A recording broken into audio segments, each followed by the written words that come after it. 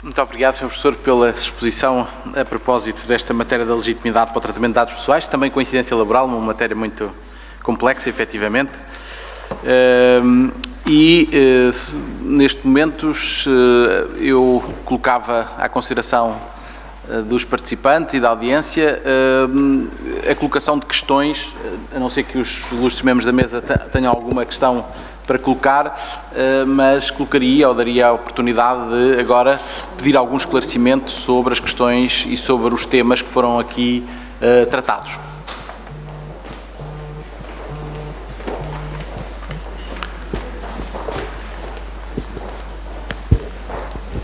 Olá, boa tarde. Meu nome é Virgílio Magalhães, advogado. A minha pergunta é para o professor Dr. Diogo Pereira Duarte, relacionado com um assunto que referiu agora já na parte final, que é a articulação no regime atual, ignorando para já a proposta, entre aquilo que diz o Código de Trabalho e aquilo que são os fundamentos de solicitude do RGPD. Ou seja, como é que deveremos entender os artigos do Código de Trabalho, nomeadamente a título de dados biométricos, como referiu, ligados àquilo que diz o RGPD? São fundamentos de solicitude adicionais, são consagrações de interesse legítimo, são algo diferente, e dou um exemplo que nos é colocado muitas vezes na prática, que é precisamente o dos dados biométricos.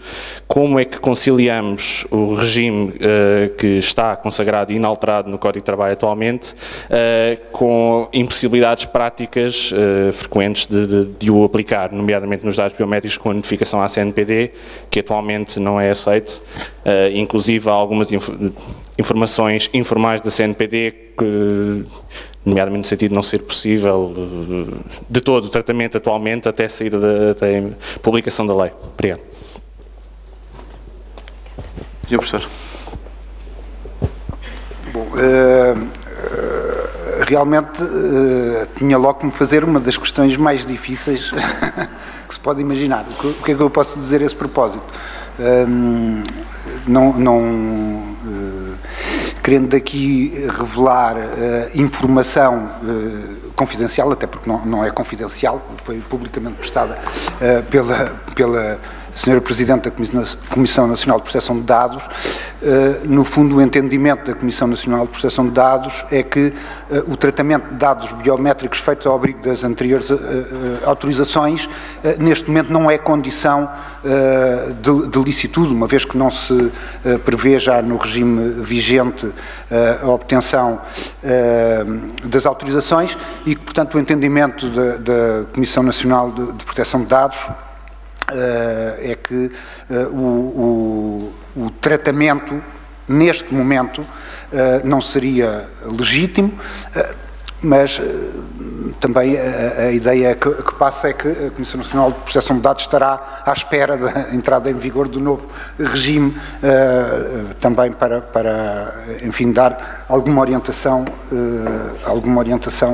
nessa matéria.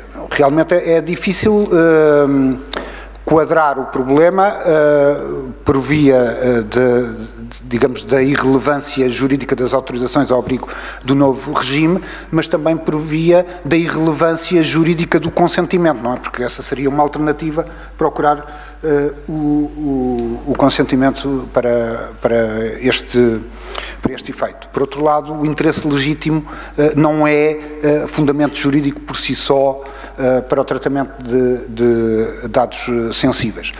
Eu diria, não tenho uma visão tão restritiva ou impeditiva da relevância jurídica do consentimento no contexto das relações laborais.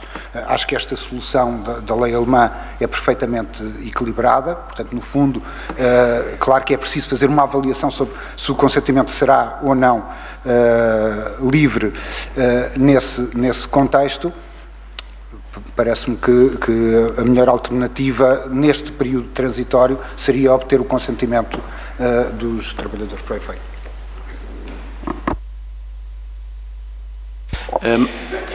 Colocava a questão, se há mais alguma pedido de esclarecimento?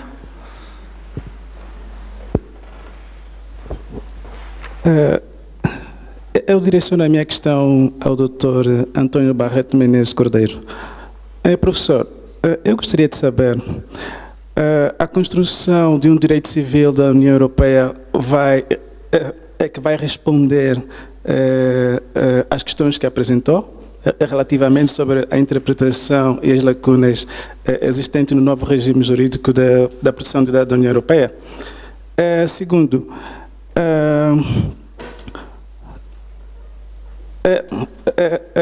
será que a existência desse regime jurídico de proteção de dados é que vai influenciar significativamente na reforma do ensino da cadeira de Teoria Geral do Direito Civil, relativamente às questões de interpretação e da ausência da simulação que o professor fez referência há pouco tempo no novo regime jurídico? Obrigado. Não sei se percebi bem a primeira questão, mas essa vai parecer alguma coisa que nos explique como é que se interpreta o Regulamento Geral de Proteção de Dados. Será isso? E a resposta é não, não vai. Não é?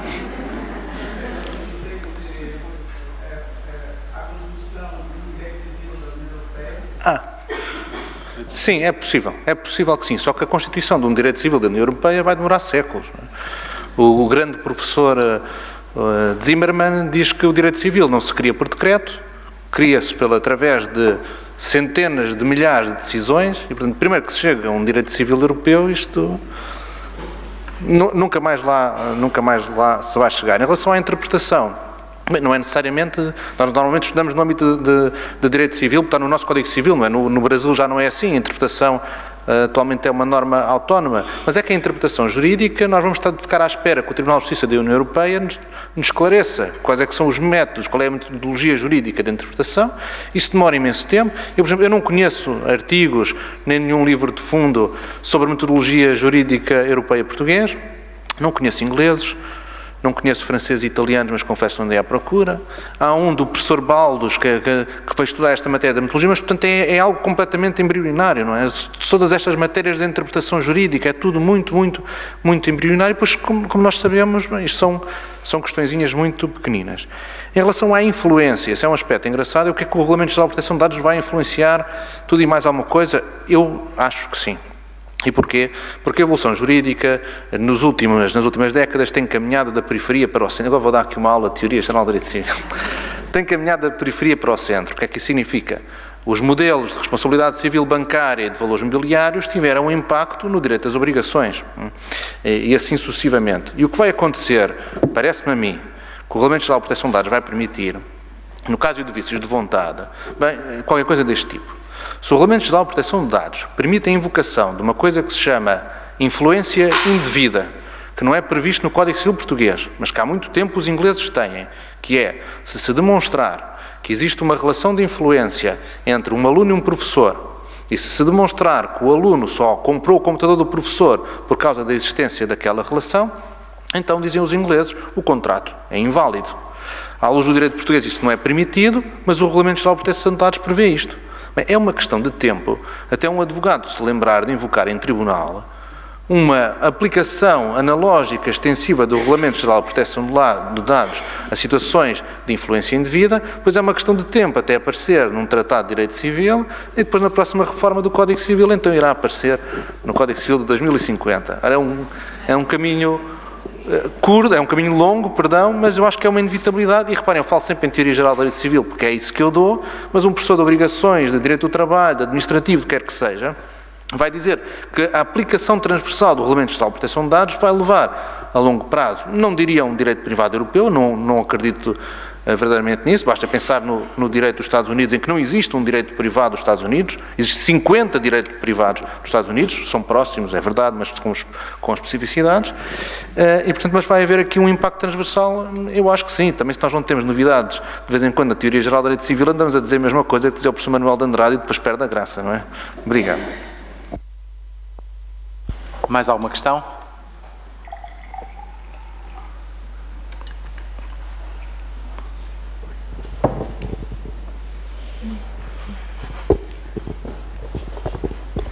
Obrigado. Boa tarde. O meu nome é Ivo Rosa.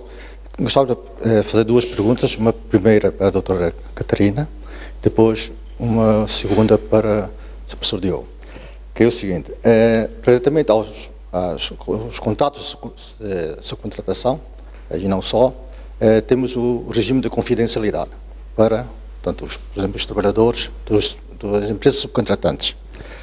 Esse regime de confidencialidade, através de uma declaração de confidencialidade, a minha pergunta era o seguinte: até quando vigora essa declaração de confidencialidade? Após o termo da relação laboral? E se eu puser na declaração um prazo, por exemplo, 2 anos após o termo laboral, qual é o valor desse prazo, atendendo da possível violação de direitos dos próprios titulares de dados? Então, essa é a pergunta para a doutora Catarina. Não sei se depois faço já. Seria a segunda pergunta, portanto, para o doutor Diogo, que era o seguinte: o Regulamento Geral de Proteção de Dados abre uma janela para o legislador dispor sobre o âmbito laboral. Se na legislação que portanto, for feita no âmbito nacional, violar alguns princípios, como, por exemplo, a questão da liberdade, do livre, do consentimento, essa violação, relativamente ao Regulamento Geral de Proteção de Dados, qual que tem mais peso?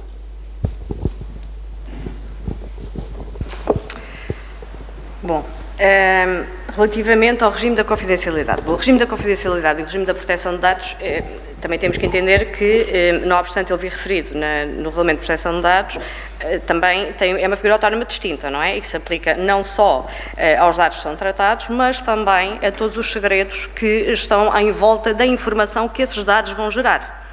Portanto, não me parece que seja de uma boa prática que nós coloquemos um prazo. Não é? Nós, quando temos acordos de confidencialidade, sejam eles quais forem, eles devem vigorar para todo o sempre, ou pelo menos com um prazo alargado.